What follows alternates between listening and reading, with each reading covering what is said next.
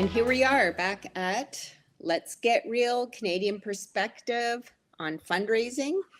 We've got Ed Sluga, Kedden Ramsey, and myself, Lisa McDonald, for a little chit chat on a Monday afternoon after, well, I guess it doesn't really matter that it was Halloween on the weekend, but I don't know. How we feeling, guys? Are you hopped up on some chocolate and candy there from leftovers?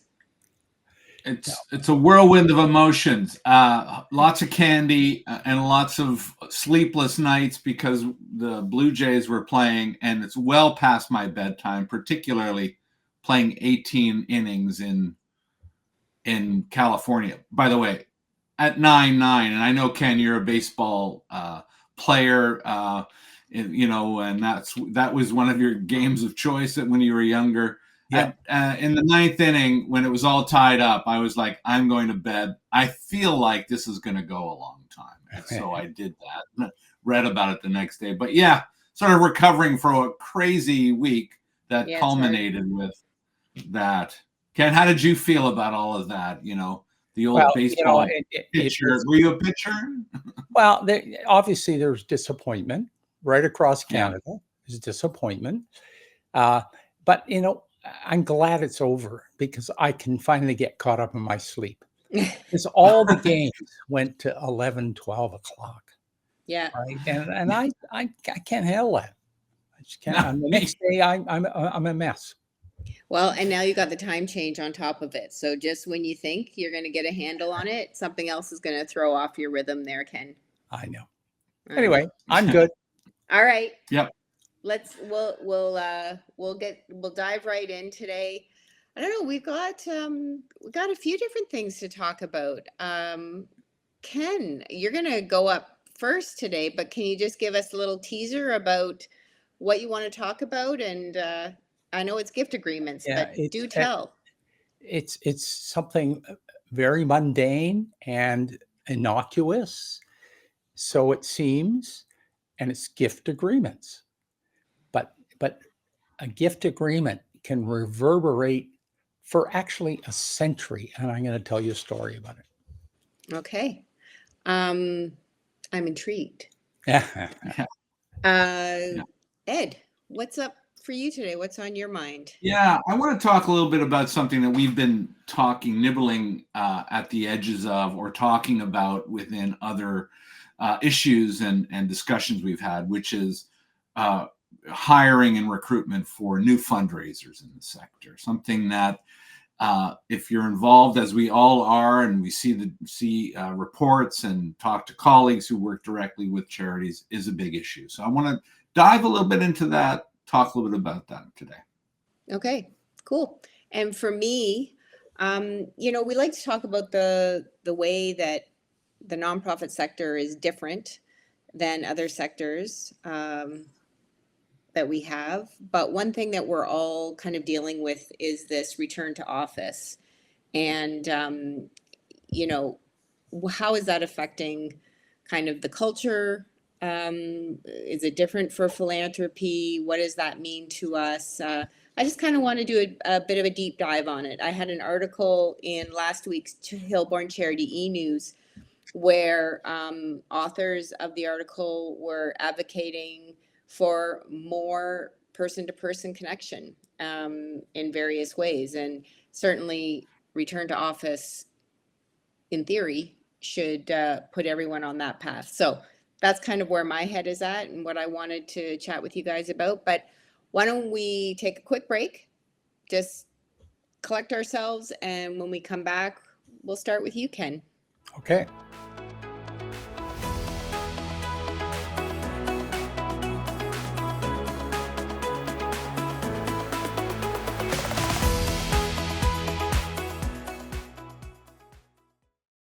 We are back and ready to kick off this episode of Canadian Perspectives on Fundraising. Ken, let's get real. Tell me about gift agreements. What's on your mind?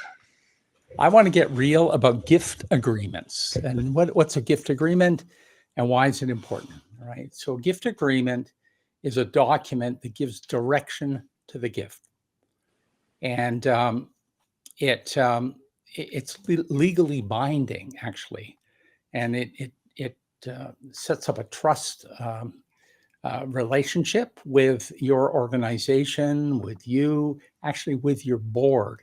And I've told boards, actually, and they don't know this, that they have a fiduciary to follow the directions of gift agreements, because boards regularly want to change them. And they think a simple motion of the board can change it. And it can't. It can't.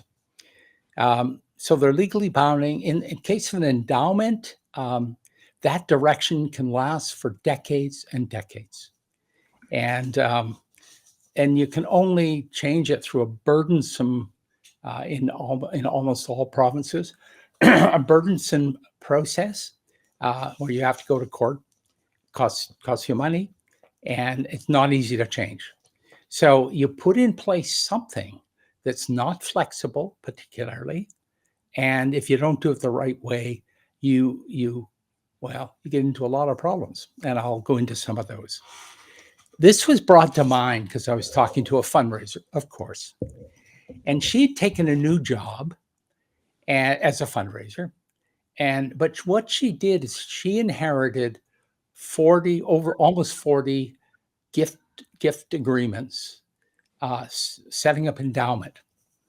And she ran into a lot of problems and spent 2 years of her job there with 80% of her time trying to clean up these gift agreements. Mm-hmm. This is a legacy from previous fundraisers, if you will. Yeah. Right. So here's some of the things she ran into, and I've got a bit of a list here. No flexibility in revenue disbursements. I say, well, who cares? Well, you see, gift agreements are actually governed by two bodies. CRA will tell you how much of a gift you have to disperse every year.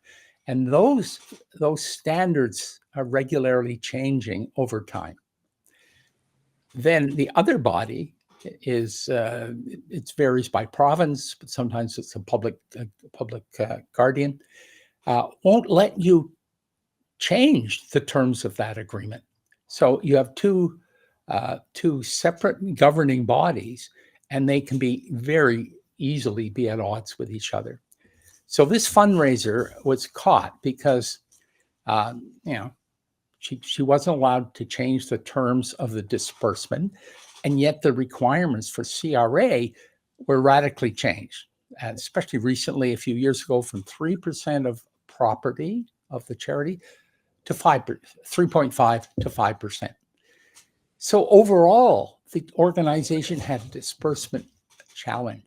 They can't disperse enough, and yet they legally can't change it. So it was incumbent on her to go back and try to find flexibility, right? So that was a big part of her problem.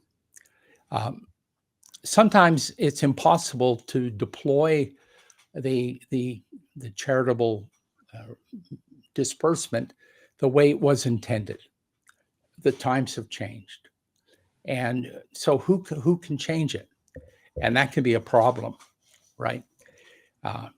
And sometimes if it's a situation where the donor or the donor's representative on an annual basis redirects the gift as the endowment is creating revenue. What happens when that donor dies?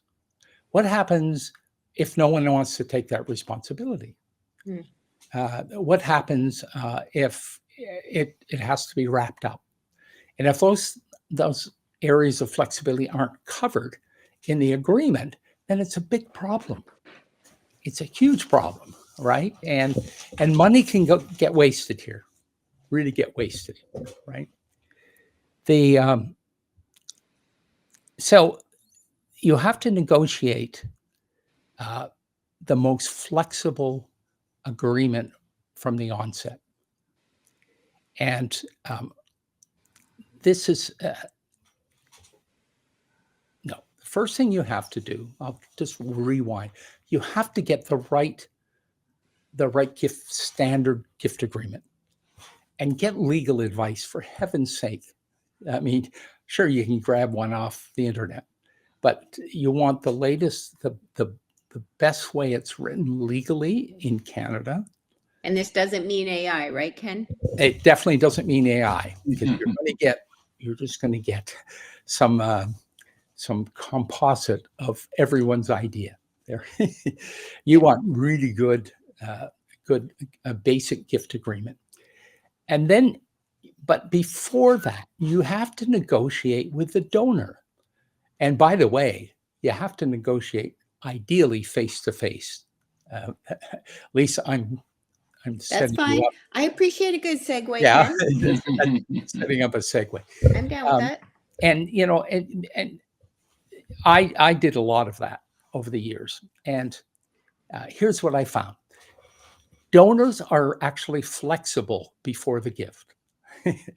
And you have to do it to protect the donor and the donor's wishes, but you also have to protect your organization and the fulfillment of the mission of your organization, right? And so the best time to do that is before the gift is made, before it's even agreed to, like before any signing or anything like that on a gift agreement. And explain it to donors. And when I explained it, and I always used a pet phrase, and the phrase was, we don't ever want your gift wasted. We want it to have the fullest impact that you want. Donors get that. The other thing I always did is I charged for it. I charged money for it. And I was, at one time, I was running a plan giving program, the largest in Canada. And I was taking an 8% upfront loading charge, okay, on every bequest that came in. And we had about 20 million a year in bequests coming in. And every gift annuity, and we were doing $5 to $6 million in gift annuities a year. And I took an 8% loading charge upfront, but you have to inform the donors ahead of time about that. You have to publicize that. And if I was ever asked, and no one really asked, they accepted it. But I said, hey, it takes a lot to raise money, to do things the right way, so that what you want to happen with your philanthropic desires are fulfilled. And we have to pay for that. But we want. So this was part of your gift agreements that you were creating. It was in every agreement, for sure. So the point is, donors were always flexible. I ran into the most challenging one, and it was a small gift annuity. But at the direction that the prospective donor gave me was that I worked for the United Church, and it was the residue of this annuity when she died was for 3 rural Quebec congregations to study certain passages in the Bible to show that sex within marriage is a sin. Well, she had a personal problem, or a personal challenge, we'll say. So, of course, I said no. I said no to a lot of those, right? And we finally, but you have boundaries. Yeah, no, I'm wondering what she meant by a problem. But anyway, let's move on. I'll tell you the story, the full story, another time. Another time. But I negotiated, and it became general education in these 3 congregations, and she accepted it because she had to accept it. I'm not going to accept that ridiculous, restricted direction of a gift. So, but here's the thing about gift agreements. When you make one as a fundraiser, it's not just you. Part of your job is to get the gift. And quite often, as fundraisers, we forget about everything else. We celebrate, we got the gift, it's wonderful. Yes. However, a good 25, 30% of your job is to make sure it's the right gift, and if it's an endowment, if it's a deferred gift, that'll happen in the future, it has to be right for your organization. You have to have the flexibility. or else you're putting a burden on future fundraisers. Just like that fundraiser I told you about, who inherited 40 of these and spent 2 years trying to clean them up, and lots of expensive legal advice, by the way, she got. Again, from Mark Bloomberg, who's very good. I spoke at a previous session with Let's Getting Real about the diverse skill sets of fundraisers. Oh, so here's another one. You got to be able to understand legal language. You have to be able to negotiate face to face with donors to make the gift the right gift for them and the right gift for the organization that you represent. So, yeah, I mean, gift agreements is not the sexiest part of fundraising, No. right? But it's definitely one of those tools in a fundraiser's toolkit that they want to know is there and have access to, right, Ed? Like, I'm sure you've run into this all the time. Yeah, and I just want to put maybe some context on it. First, you're right, Ken. They last for decades, and some of the gift agreements that seem to be inflexible and not well written are decades old, like decades old. When I was with CNIB, all sorts of gift agreements written before the Second World War, frankly, which didn't have a flexible language. And part of us getting real about all of this is that, you know, the professionalization of fundraising happened after the Second World War. So let's be, in some ways, fair to some of the folks who came before. That was one aspect. But it does bring this other bigger issue. And Ken, you know, and Lisa, you know this too, talking to lots of folks out there. We're strapped for resources. Hiring a lawyer to write an agreement, boards would bristle at that. Can't you just do it yourself? Can't you just contact a colleague at another organization and get a gift agreement? I've been contacted. Can you send us a gift agreement? I've been contacted by, you know, name brand post-secondary organizations, post-secondary institutions saying, hey, could you just send me a gift agreement? I'm trying to set something up. I mean, Ken, you and I were talking recently about a do-it-yourself project. I love to do it yourself around the house. I'm going to have to redo one of my do-it-yourself projects because I did it wrong, right? Now that's fine at my house, and I've got the weekend and lots of time, and I can redo it, and no one else is put into a situation of difficulty. That's not the right thing, particularly for profoundly large or long-term gift agreements. Don't do this if you can. You bring, Ken, a certain knowledge, a certain experience in writing these things. A lot of our fundraising colleagues, as you know, are marketers at heart, relationship builders at their core. Legal documents, not their thing. We need the resources. Don't be afraid to speak to a lawyer. Get this written properly. And don't be afraid about losing the gift because you're doing this. That's the other thing. Yeah. A lot of times when we say our lawyers looked at this agreement, people believe that the donor's going to go running off somewhere with their money and their gift to another organization. They will actually respect you for the fact that you've done your due diligence. Yeah. But it's not the case. Most charities don't have the resources nor the green light to go and get some of these opinions. And that is leaving us with a lot of troublesome situations like the one you proposed. So Yeah. I hear you loud and clear. Okay. Yeah, there's greater risk, right?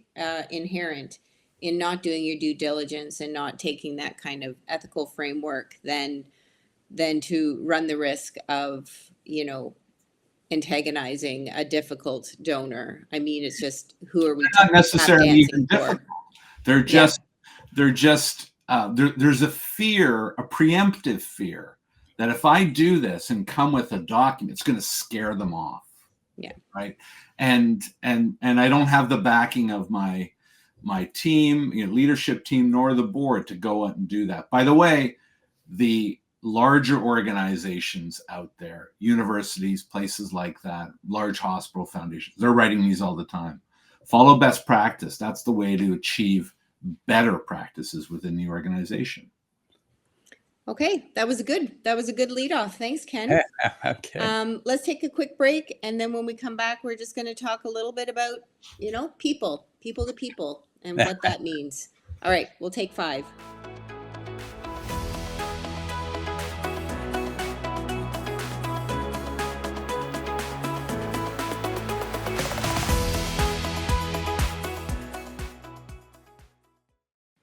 Okay, we are back for the second segment of today's Let's Get Real podcast, Canadian Perspectives in Fundraising. I'm here with Ed and Ken, and we are now diving into a topic that kind of came into my mind on the basis of an article that appeared in Charity E-News last week, and the authors were Sarah Marcotte and Catherine Scott, and they were talking about elevator pitches, actually. So a little bit different than where I want to take this, but this was kind of one of the ideas about, you're in the elevator with a senior manager, you've got this idea of having 30 seconds or less to wow them, to let them know who you are and what you do. And, in the article, they say it sounds magical. And then they go on to reiterate, it is magical because, like many magical things, it's too good to be true. and they break that down on why the elevator pitch is too good to be true. But what it comes down to, and this is kind of what I wanted to just talk briefly about, I don't think this is an overly deep conversation necessarily today, but it's about how relationships are formed, and that sometimes being in an elevator with someone is just to plant a seed of recognizing that person, of forming a relationship. And like all the sectors, we went through a tough time during COVID, and we shifted from an in-office presence to working from home. People had to work in isolation, not just away from their colleagues, but perhaps meeting with clients and donors in a very different way, using things like Zoom and other video technology. And now here we are, a good 5 and a bit years later, and now we're kind of back to as it was, with most organizations going back to, full in-office time, or, much less hybrid, either fully remote or fully in office seems to be. And it just makes me wonder, how fundraisers are kind of adjusting to this, being back in the office, whether it's allowing fundraisers to get back to their roots of personal connection and relationship building. I don't know. What are you guys seeing out there when you talk to people? Ed, is this kind of coming up in any way right now in your conversations? It is. And you bring up a couple of sort of sea changes in what was going on here, Lisa. One is, of course, COVID hit and we were all at home, and we had clients who were so inert and that it took them literally months to get people up and running in their homes. They had not perceived it as a rational or an opportunity, rational opportunity in any way for someone to work from home some point before COVID, when they were forced into it. And, that was partly a management issue. Like there's a lot of old style managers around. And even though we're in this progressive, ever expanding, flexible world, there's a lot of line of sight managers. What do I mean by that? I need to see people to be able to manage them. I need to walk into their office. I need them to come and see me in this way, or I have no idea how to manage them. I'm not going to criticize that, but it does go against what happened after COVID set in, which was we were away. We were on our own somewhere. What I'm hearing right now is that there is a not pressure, but definite discussion in the not-for-profit charitable sector about stopping working from home, even in a hybrid sense.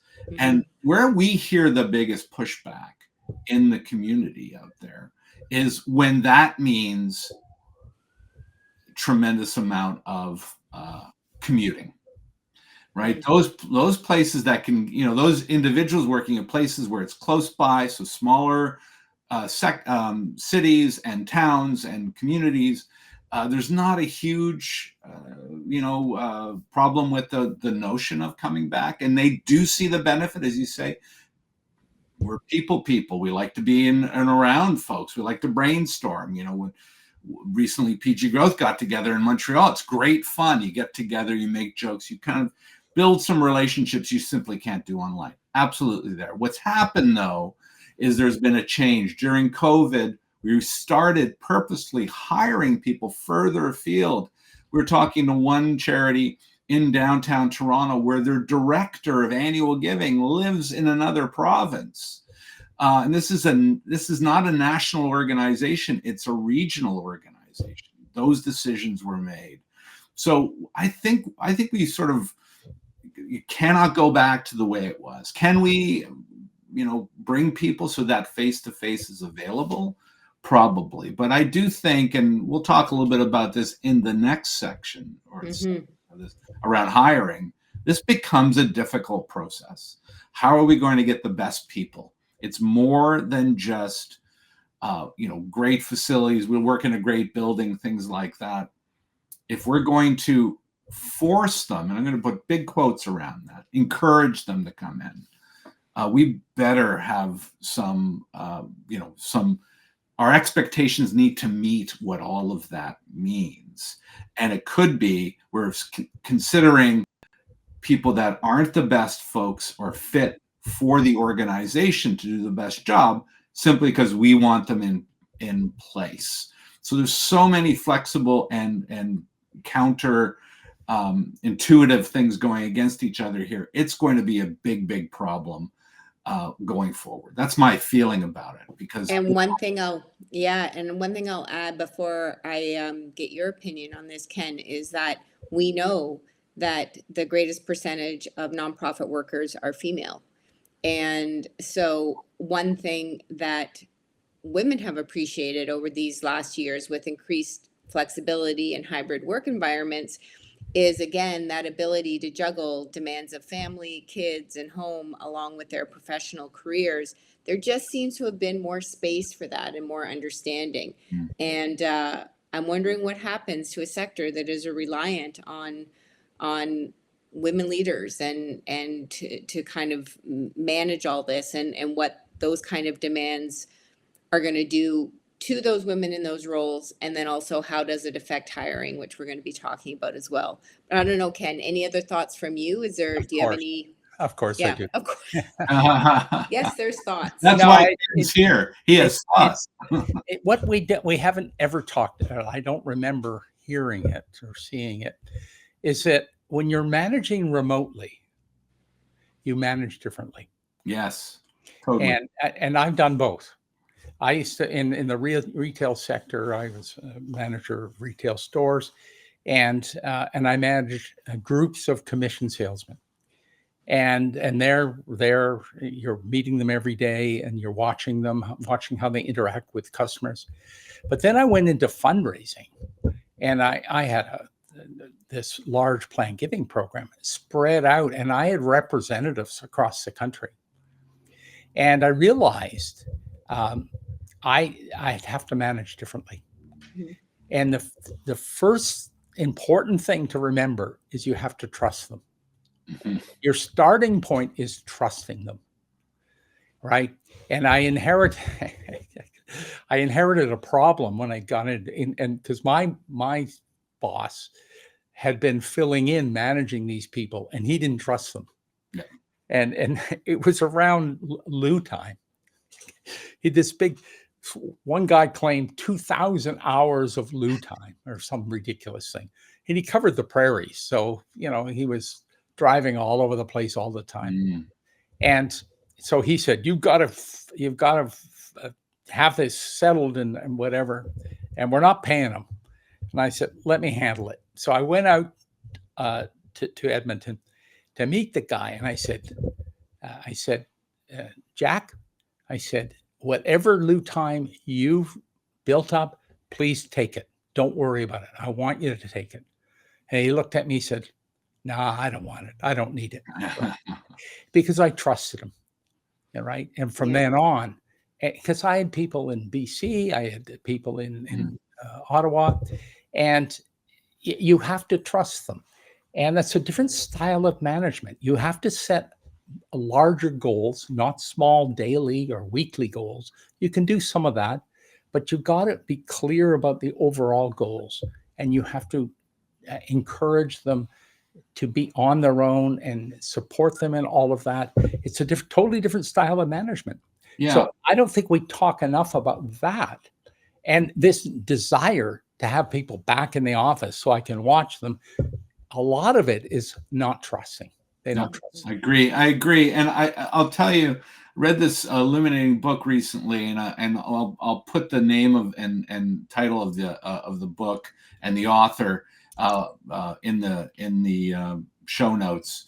Mostly because I can't remember it, but it was a wonderful, but it was a great management book about the new type of management and how we've moved away. It's not just trusting; it's also getting opinion. It's getting input. It's engaging. Like when you treat people who work with you, not for you, but with you as adults, it's incredible how they behave. They behave like adults. They behave like professionals. I remember the first charity I walked into, I will not name the charity, where I had a team that I was managing, and I said, my first and foremost understanding is that you're all adults and you're all professionals and you want to do a good job. So let's work together that way. And I think you're right, Ken, is the idea. Yes, I think there are some other extenuating circumstances. We have this 10,000 square feet in this building and we're paying for it and we're stuck to a 10-year lease.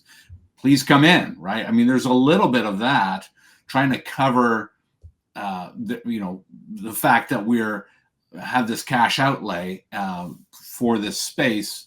That's a whole other story, but really it's about managing folks and making sure that they feel good about it. And you're right, Ken, it's trust articulated, it's input requested, and it's also making sure that, goals, objectives, and activities, yes, they're on a broader level, but they're there and understood rather than how do I feel about how you're doing, as opposed to how are you doing? And I can see that. So that's the other thing that we have. We have so much intuitive leadership, which is how am I feeling about this? We had someone recently with a client who was no longer there, not because they weren't doing a good job, not for any other reason than they were told it felt like they didn't fit, which I don't even know what that means. But there's a lot of that going on. Yeah. And that's just bad management. I want to add something, Lisa. I'm sorry. Okay. And that is what the other thing that changed is a relationship between fundraisers and donors. And now, if you speak to any fundraiser in charge of major gifts, of developing major gifts or deferred plan gifts, that sort of thing, overwhelmingly, people don't want to meet. Yeah, don't want to meet them.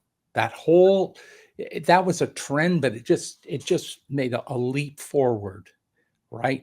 So what it means, and I don't think we've addressed it, is you have to secure gifts a different way. You have to use the telephone and to some degree a video conferencing, because donors are willing to do that.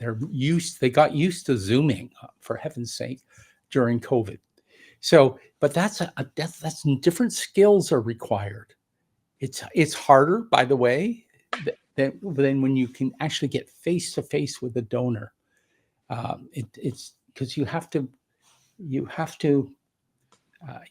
treat it differently. And I don't think we've trained fundraisers. Tell me, I'm not trained to do that. Can I use the phone to get this gift? And I say, well, you have to, because people don't want to meet you.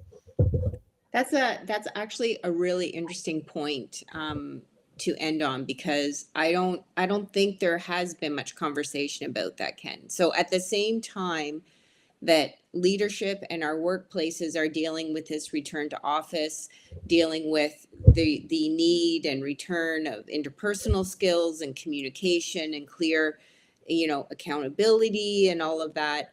Here we have that set against the fundraising profession, who perhaps used to think that that was the only way to ask for donations and procure gifts for their organization. And now they're also being asked to shift gears and find different ways and more effective ways to do that. So I'd like us to talk about that more in the future, because I Another think pin, another pin. another pin. We have another pin. Yeah. Okay. Thank you. That's really, that's great. That's an interesting topic. Okay. We're going to take a little break, and then we're going to come back and we're going to close out our segments today with Ed. And we've already talked a little bit about hiring and the impact of some of this into our workplaces, but we're going to dive into that a little bit more, right, Ed? You bet. Okay, we'll be right back after this break.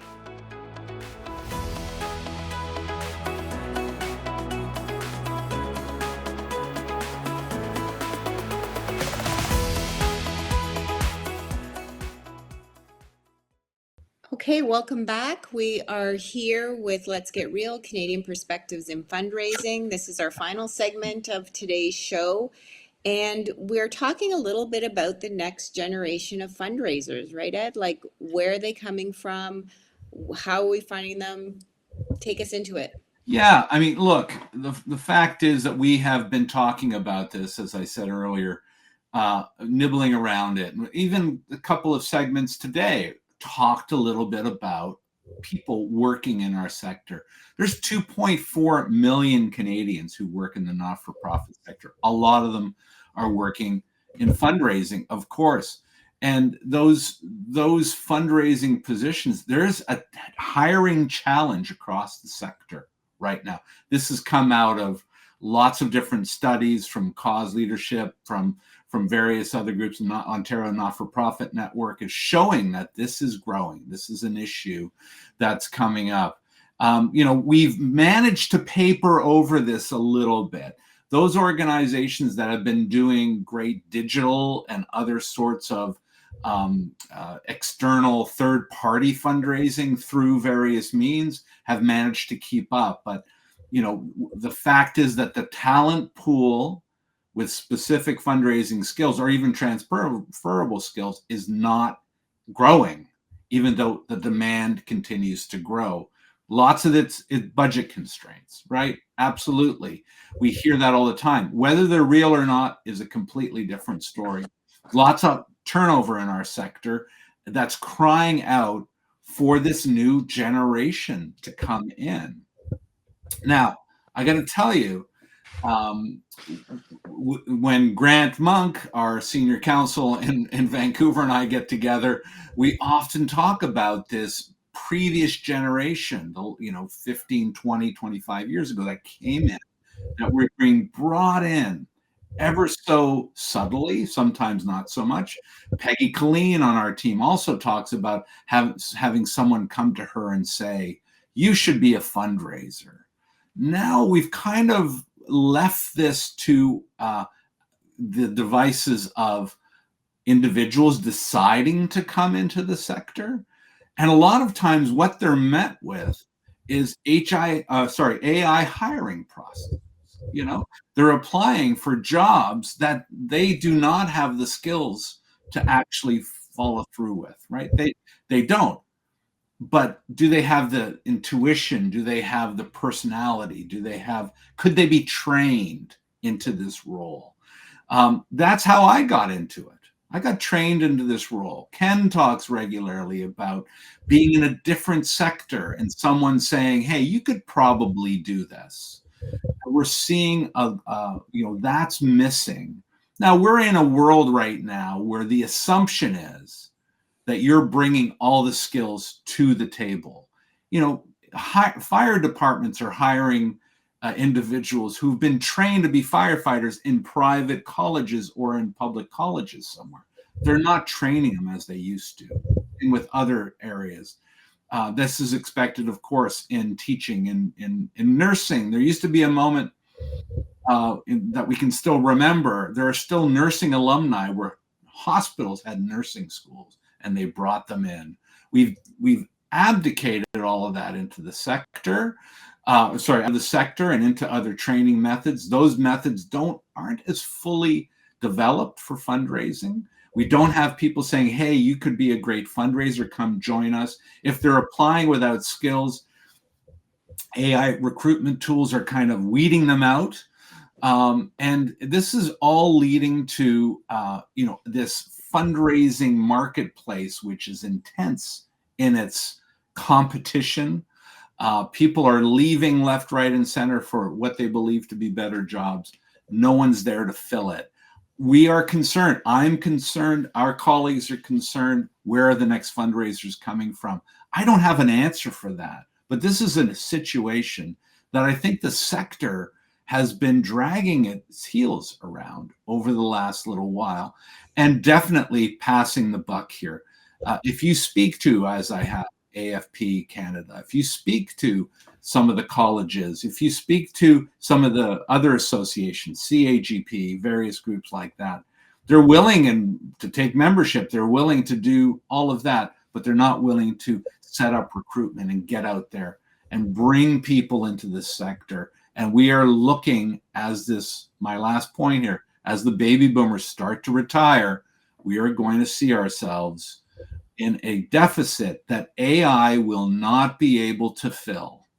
It's doing a job now, but ultimately, long term, those people speaking to people, which we just talked about in the previous segment, they don't exist right now, and we are going to be in a bit of trouble.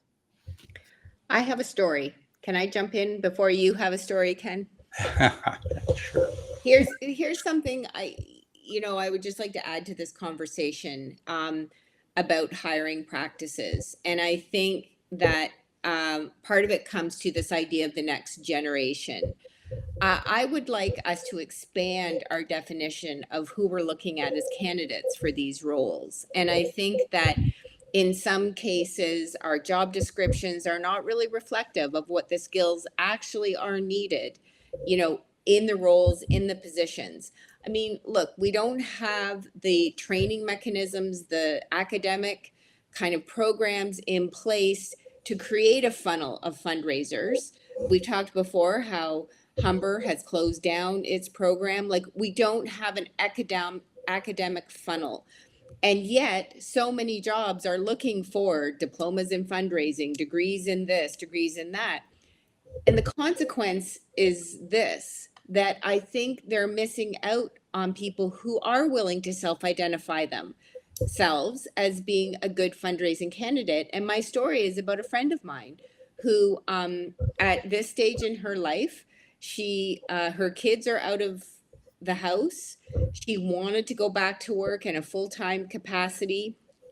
She has a lot of entrepreneurial experience. She's had work, throughout the years, but she's worked for herself. She's worked for others.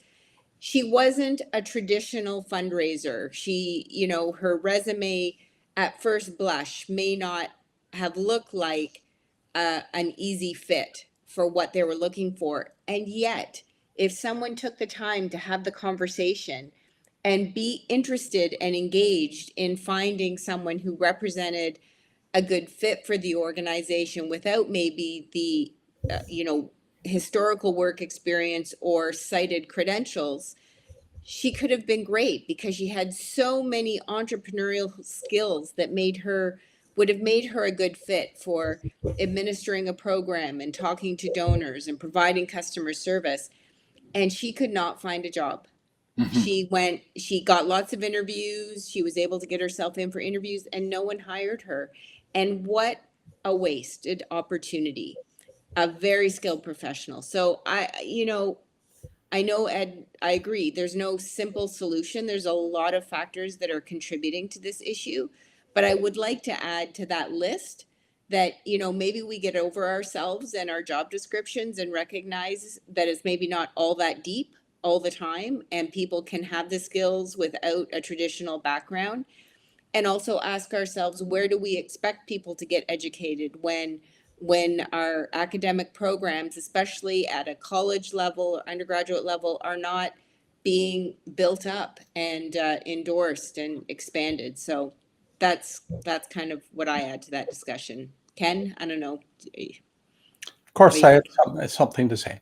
The you're totally right. It's symptomatic of many things. One of them is, what makes a good fundraiser? Do we actually know what that is? Like, if you were going into any other profession, it would be clearly defined. And yet there is no, I've never seen anyway, a clear description of what skills, what type of person makes a good fundraiser.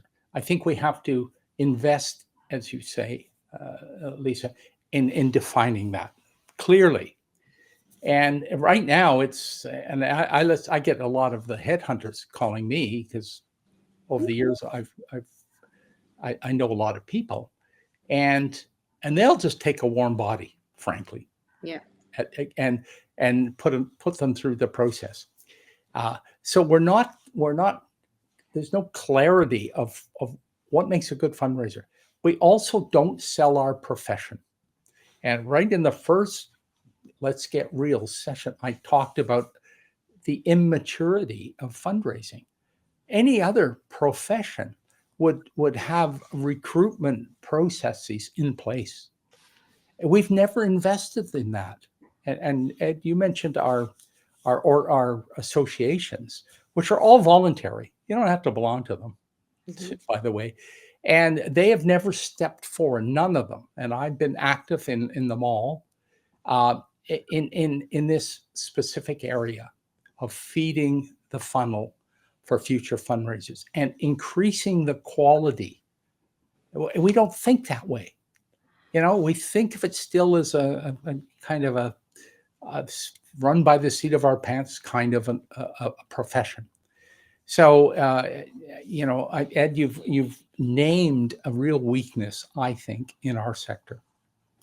And I want to talk a little bit about something that's a common conversation you and I have, Ken, and I'm sure we'll talk at more length about it on the podcast, which is, if we don't define our how to judge whether we're an efficient charity, others will, and the others who will don't understand what we do, right?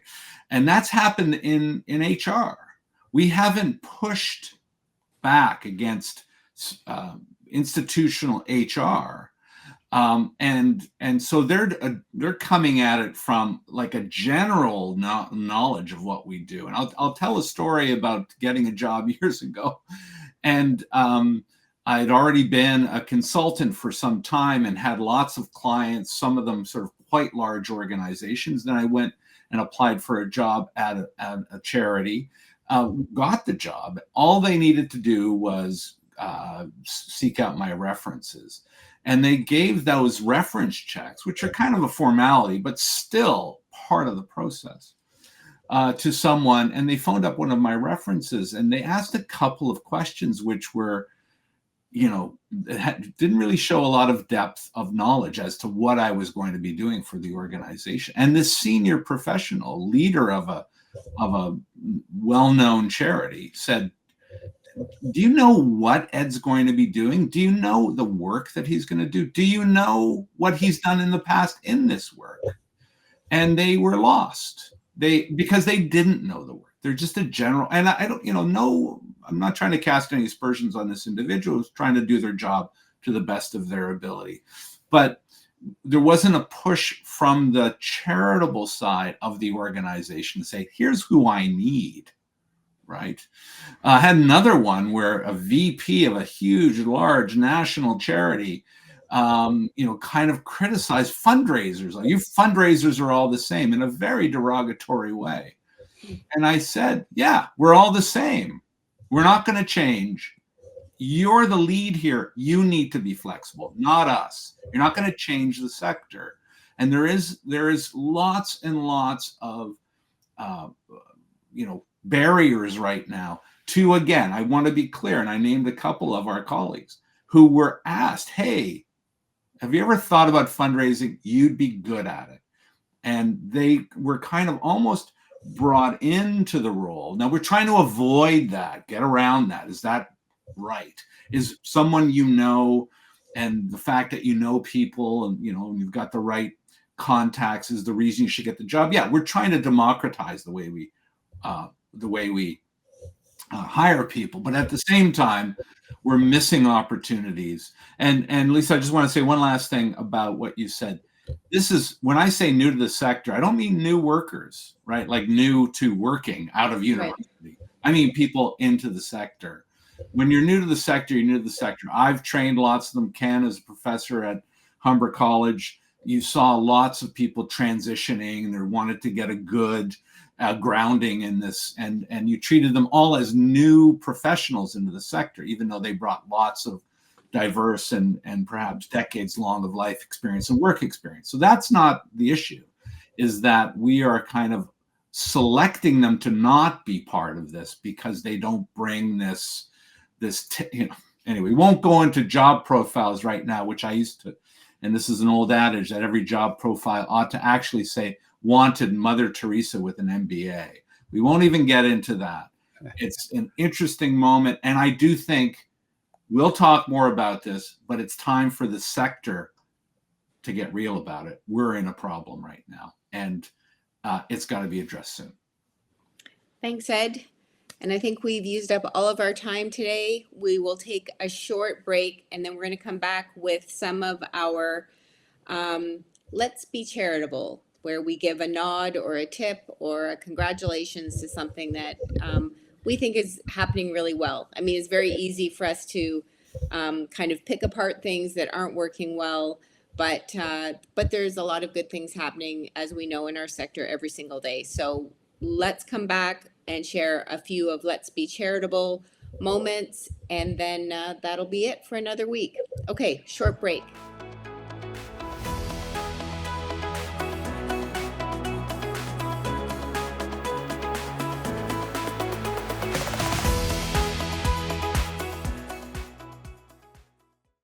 Okay, we are back. This has been another great episode of Let's Be Real, Canadian Perspectives on Fundraising. It's been my pleasure to share this conversation with Ken Ramsey, Ed Sluga.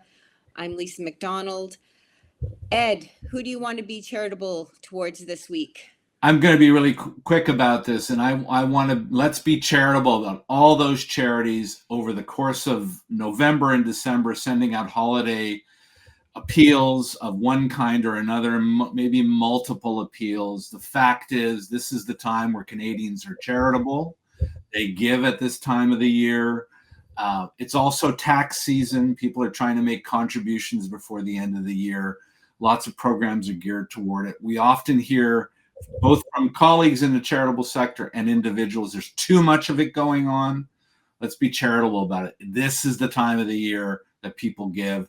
And as I often say, that's why we do it. We're smart people in this business. We send it out this time of the year because we get great returns. So let's just be honest. Let's be charitable, and let's realize that this is the time people make the contributions. So that's why we're asking them. So let's be charitable about it. Okay, and you, Ken. Yeah, something happened on the weekend very quickly. I happened to witness something. And it was a presentation to a young man. He was 17, 18 years old, going into college, and he'd applied for a grant.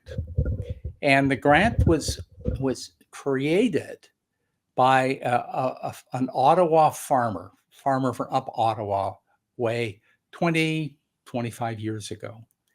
And he set up an endowment, and every year, 10, 12, in young people at that pivotal time in their life when they're making decisions and they really need a boost up. The money from the endowment would give them $800, $1,000 or something, which to them had a huge impact. And I heard the story of this young man, and it would be a huge impact on his life. And I'm witnessing someone's goodwill 25 years ago. He's dead. The farmer died, But he set up this endowment, and every year, 10 or 12 people from across this province get this award, right? And it changes their lives. And he actually said it shouldn't go to university people to go to university, because universities have lots of endowments and bursaries. I know I received them when I went to university. They're available. But people going to trade schools or going to community colleges or something, it's very scant, that kind of support. And that foresight and goodwill of this man 20, 25 years ago is changing lives. For the last 10 years, it's been awarded, and it will keep on being awarded. And that's charity at its best. So there. Awesome. And I'm going to end off with one of a charity that's close to my heart. One of my first jobs was working for the Terry Fox Foundation. And I also was just reading that there's a new documentary out, Run Terry Run. It's they're doing a premiere at Roy Thompson Hall in Toronto on November 10th with the live orchestra. And it's really just kind of taking Terry's story, and they've got, you know, new footage that they've surfaced. This is a story of selfless giving back that Terry embodied, that I think people across the nation, outside of Canada, have embraced. And when we're wanting to remember what's really good about this sector and what we do, all we have to look at is Terry Fox and his selfless efforts. And I think that's always an inspiration, and it always like warms my heart and reminds me how I got into this area and why I've stayed for as long as I have. So Run Terry Run, the newest documentary out about Terry Fox. If you have a chance to see it, I wish I could go to that show. So that's my let's be charitable and remember those who came before, in the same way as in your story, Ken. All right, so thank you again for the fun conversation. For our listeners out there, thank you for tuning in and spending some time with us to talk about all things charitable, about philanthropy. Thank you to our producer, Jody Barron-Sluga. And until next time, we'll look forward to continuing the conversation and getting real about charity in our country.